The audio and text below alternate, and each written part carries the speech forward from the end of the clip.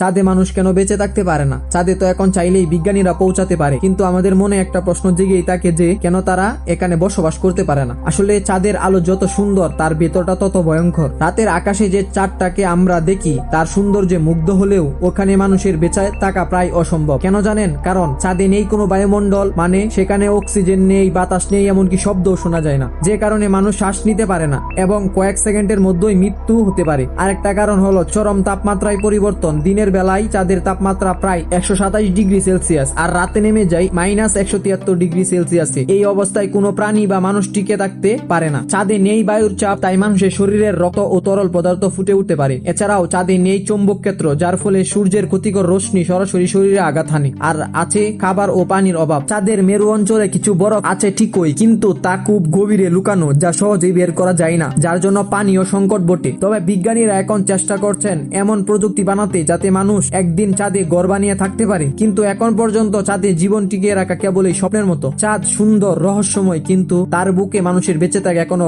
প্রকৃতির নিষেধাজ্ঞার বাইরে নয়। আজকের মতো এই পর্যন্তই, দেখা হবে কোনো নতুন ভিডিও নিয়ে। ভিডিওটি ভালো লেগে থাকলে ফলো দিয়ে পাশে থাকবেন। ধন্যবাদ।